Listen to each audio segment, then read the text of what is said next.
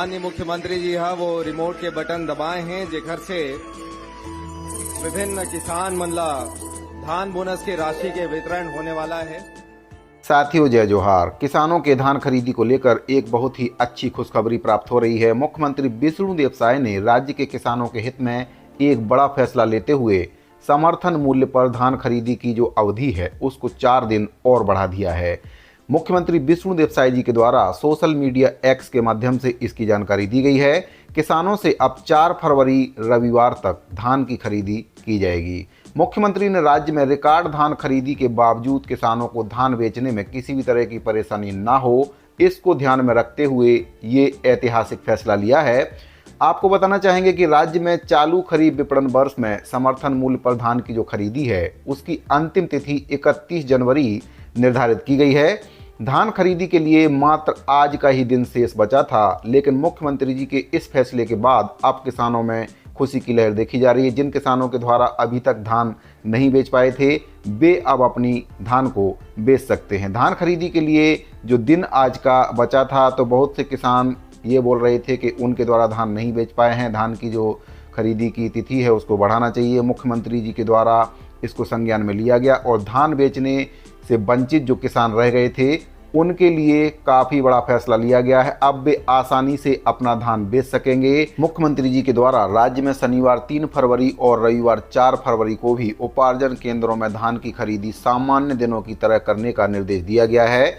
आपको बताना चाहेंगे जो विपणन वर्ष में धान खरीदी के लिए जो दिन निर्धारित है उसमें शनिवार और रविवार को धान खरीदी नहीं होती है, लेकिन जो मुख्यमंत्री जी के द्वारा निर्देश दिया गया है उसके अनुसार अब शनिवार को उपार्जन केंद्रों में जो पहले अधिकारी कर्मचारी थे वह लेखा मिलान और रविवार को सामान्य अवकाश के कारण धान खरीदी नहीं करते थे, लेकिन अब मुख्यमंत्री जी के द्वारा जो निर्देश दिया गया है उसके तहत उनको धान खरीदी करना पड़ेगी और 4 फरवरी तक यानी कि रविवार तक किसान उपार्जन केंद्रों में अपना धान बेच सकेंगे। राज्य के किसान प्रतिनिधियों और किसान संगठनों ने मुख्यमंत्री जी के इस फैसले का स्वागत किया है और उनके द्वारा कहा गया है कि किसानों के हित में मुख्यमंत्री विष्णुदेव साय जी के द्वारा ये ऐतिहासिक फैसला लिया गया है।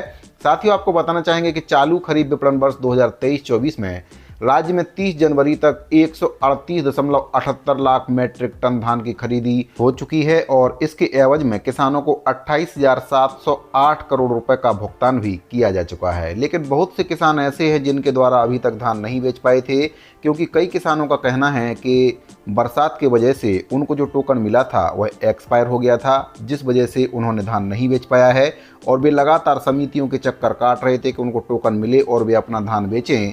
वहीं पर कई किसानों का कहना है कि उनके द्वारा अभी तक धान इस वजह से नहीं बेच पाया है क्योंकि धान को पकने में लेट हो गया था, यानी कि धान तैयार होने में लेट हो गया, जिस वजह से वे केंद्र तक अपना धान नहीं पहुंचा पाए थे, जिस वजह से वे धान बेचने से वंचित रह गए हैं। ऐसे में कई किसानों के द्वारा लगातार धान खरीदी की जो तिथि है उसको बढ़ाने की मांग की जा रही थी। मुख्यमंत्री जी के द्वारा संवेदनशीलता दिखाते हुए फैसला लिया गया है कि अब किसानों की जो धान खरीदी है 4 फरवरी तक की जाएगी, यानी कि 4 दिन का समय और किसानों के पास मिल गया है। तो अब वे अपना धान आसानी से बेच सकते हैं, केंद्र पर जाकर भी अपना धान दे सकते हैं वहां पर और इसके बदले में उनको जो समर्थन मूल्य है उसकी राशि भी उनके खाते में मिल जाएगी। साथ ही मुख्यमंत्री जी के द्वारा लगातार ये बात भी कही जा रही है कि जो अंतर की राशि है 917 रुपये 31 रुपये के हिसाब से धान खरीदी हो रही है, 21 क्विंटल धान खरीदी की जा रही है।